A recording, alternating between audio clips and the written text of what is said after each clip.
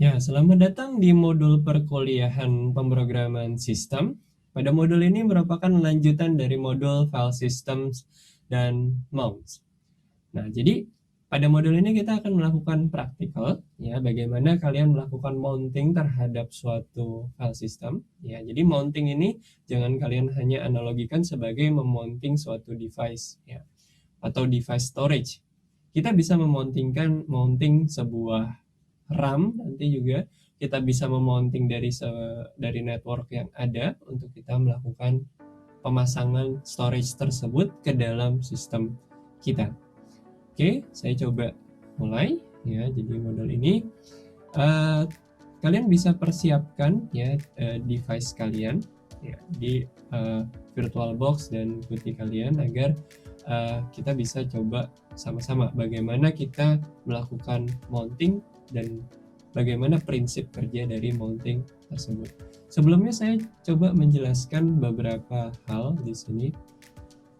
Ya, jadi untuk melakukan mounting sebuah file system, ya, jadi sebuah storage itu pasti biasanya kita melakukan formatting terlebih dahulu. Ketika kita setelah membeli hard disk atau membeli storage, kita pasti memasangkan file system terlebih dahulu, baik itu misalnya NTFS ataupun dalam bentuk ext, pasti kita membutuhkan yang namanya file system. Itulah kenapa misalnya kita membeli hard disk misalnya 2 TB yang usable-nya hanya misalnya 1,8 tera atau 1,6 tera. Dan itu bukan hilang, tapi digunakan oleh file system untuk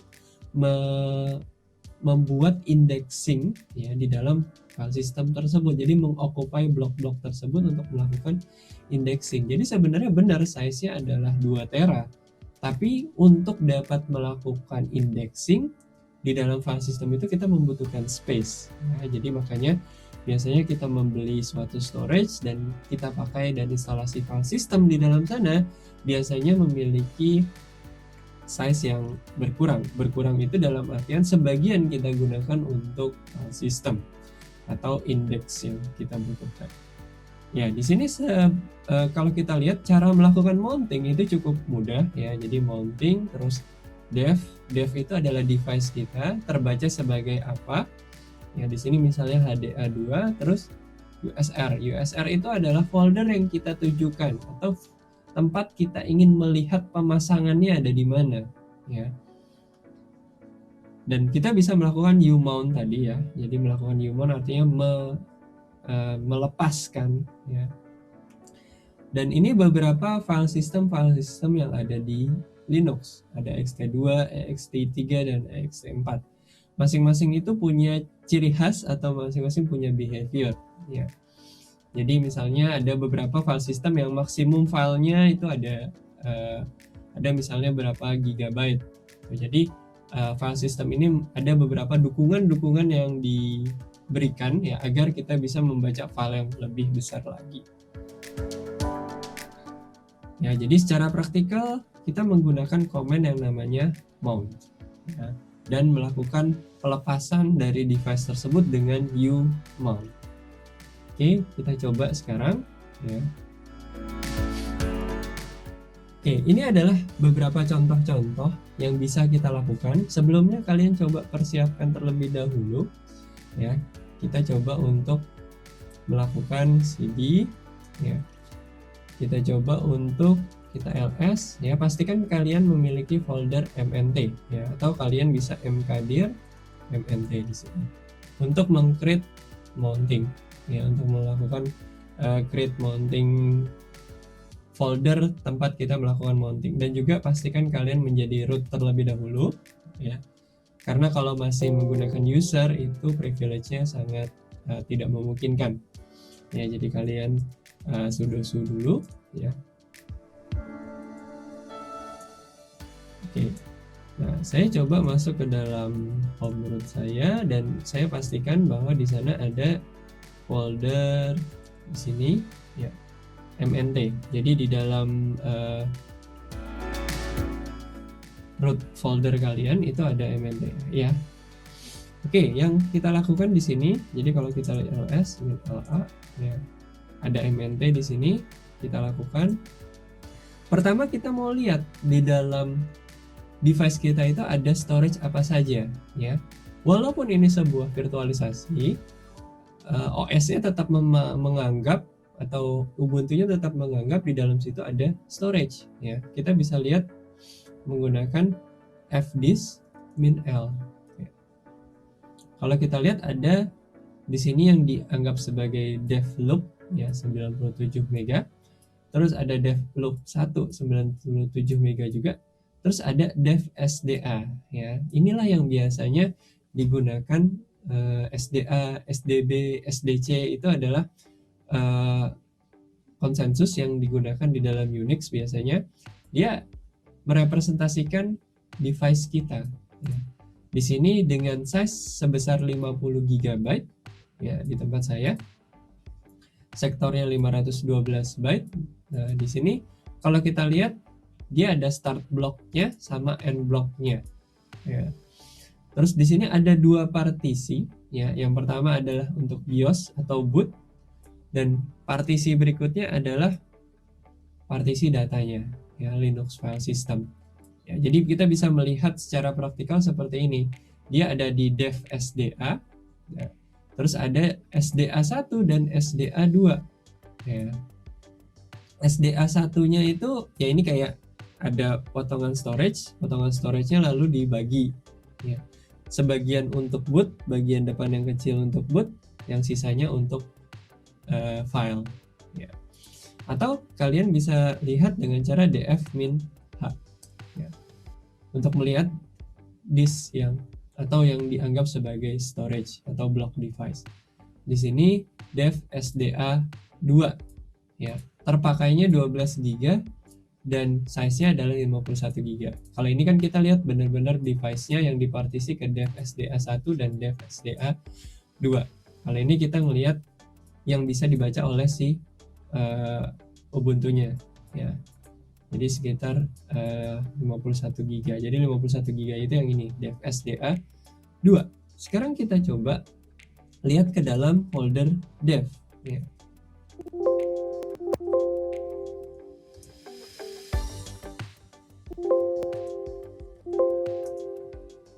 Ya, kalau kita lihat di dalam folder dev, di sini ada dev SDA1, ada SDA2. Jadi benar-benar direpresentasikan ke dalam suatu file seperti yang sudah ada di teori, bahwa setiap partisi itu akan direpresentasikan, bahkan device tersebut akan direpresentasikan di dalam suatu file yang ada di dalam /dev. Partisinya direpresentasikan SDA1 dan SDA2.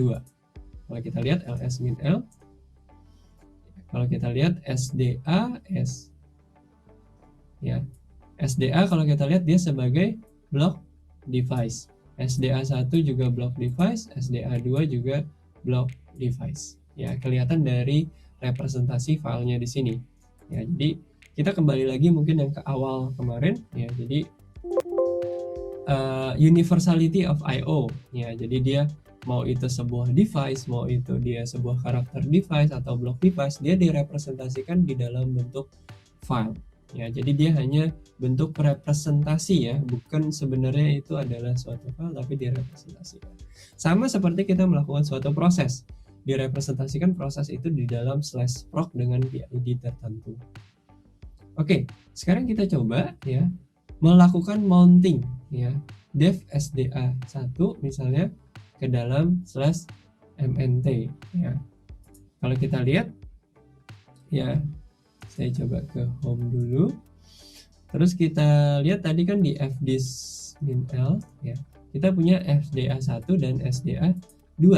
Nah, kita belum pernah melihat di dalamnya ini ada apa ya. Di dalam BIOS boot itu ada apa, di dalam partisi BIOS boot ada apa. Kita bisa melakukan dengan cara kita coba di sini melakukan mounting ya. Sini kita coba melakukan dev SDA1 ke dalam mnt. Oke, berarti kita nggak bisa langsung ke SDA1 ya, karena file sistemnya kita tidak mendefine file sistemnya di sana. Kita coba ke SDA2. Nah, SDA2 itu apa? SDA2 dia tahu bahwa ini adalah Linux file system. Jadi si boot ini dia nggak bisa buka karena dia tidak tahu file sistemnya apa. Ya. Nah, yang di SDA2 di sini ya, setelah kita melakukan mount dev SDA2 ke dalam folder MNT. Jadi kalau saya kembali ke dalam folder MNT di sini cd MNT, kita lihat dalamnya itu adalah harddisk kita. Ini adalah harddisk yang saya miliki, atau isinya adalah partisi dev SDA2. Oh ya, jadi kita memasangkan di sini, bukan melakukan copy ya. Jadi memasangkan, kita bisa mengakses, kita bisa membaca di dalam sana. Kita lihat cd home user misalnya yang kita sering pakai, di dalamnya ada sysproc di dalam sana. Namun kita hanya memasangkan saja ke dalam /mnt ya. Nah, kita tidak mengcopy file tersebut ke dalam /mnt, enggak, tapi kita bisa mengakses ke dalam /mnt tersebut. Kalau kita kembali lagi, lalu kita coba lakukan yang namanya umount misalnya /mnt, artinya kita lepas. Kalau kita masuk ke dalam folder MNT, maka sudah tidak ada file-file yang tadi. Jadi seakan-akan bahwa file tersebut ada di dalam folder saya. Kan pasti orang berpikiran kalau ada di dalam folder saya itu filenya ya ada di situ atau di copy di situ. Padahal ini tidak. Ya, hanya melakukan binding dari folder /mnt ke dalam dev SDA2 ya. Jadi itu practicality dari si mount ini. Oke, jadi kalau kita melakukan ini kira-kira bisa nggak? Mount dev SDA1 MNT min t xt3. Tadi kan sebelumnya kita coba tidak define file sistemnya. Sekarang kita coba define ya. Berarti file sistemnya bukan juga ext3 di sini. Ya, jadi dia punya file system tersendiri karena memang digunakan untuk melakukan booting pada saat awal komputer ini berjalan. Oke, berikutnya kita akan coba lihat ya. Selain kita bisa melakukan mounting dari sebuah storage device, kita akan coba di sini ya. Kita melakukan mounting dari sebuah RAM ya. RAM-nya siapa? RAM komputer yang ada di sini. Nah, dengan jumlah sekitar 8 GB RAM-nya, base memory ya. Jadi kita akan melakukan mounting dengan RAM. Bayangkan, kalian akan memiliki storage, tapi storage tersebut berasal dari block device tersebut berasal dari RAM. Bisa dibayangkan kecepatannya seperti apa? Itu bahkan mungkin jauh lebih cepat dibandingkan dengan SSD. Seperti kita tahu bahwa storage merupakan bottleneck di dalam suatu sistem.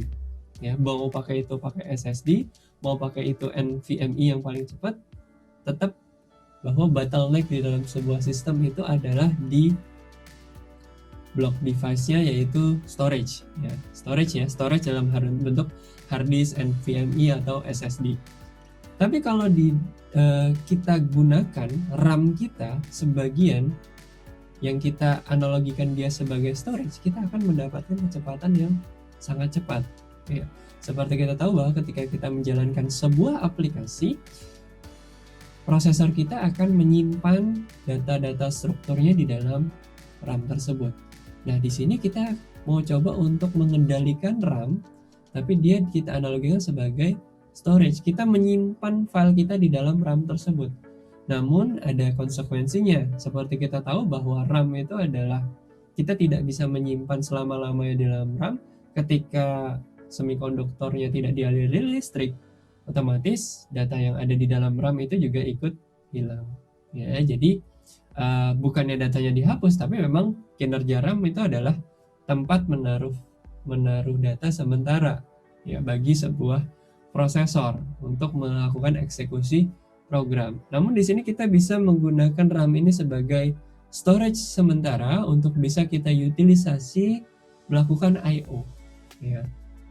Caranya yaitu kita bisa melakukan yang namanya ya di sini mount tmpfs di sini ya, min O RW ya.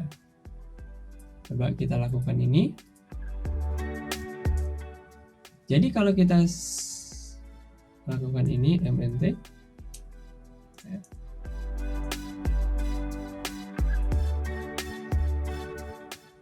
Ya, kalau kita lakukan ini berarti kita menyimpan ini di dalam RAM ya, di dalam RAM kita.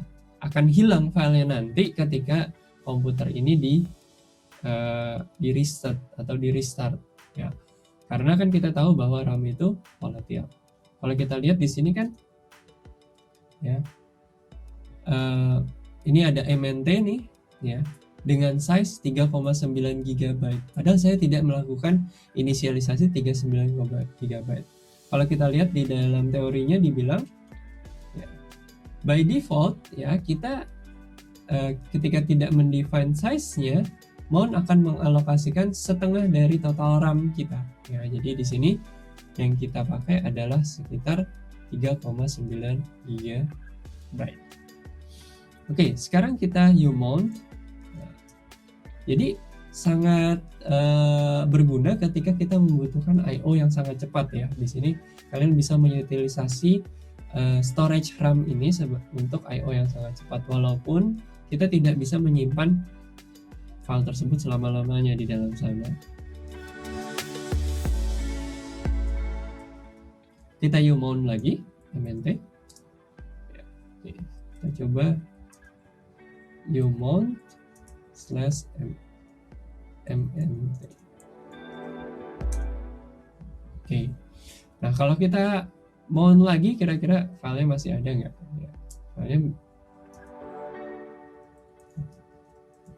Ya, filenya udah hilang karena kan kita hanya menyimpan file tersebut sementara. Oke, kita cd lagi dan kita umount /mnt. Oke, itu adalah salah satu contoh bagaimana kita bisa mengutilisasi RAM sebagai suatu storage sementara ya. Pada video ini Anda sudah diperkenalkan bagaimana kita bisa melakukan utilisasi terhadap fungsionalitas mounting. Mulai dari mounting suatu drive dan mounting ke dalam RAM drive. Pada video selanjutnya Anda akan diberi contoh kita dapat melakukan beberapa mounting yang lain, yaitu seperti melakukan mounting terhadap file, terhadap directory, dan juga terhadap resource dari network. Oke, sekian untuk video kali ini dan terima kasih atas perhatiannya.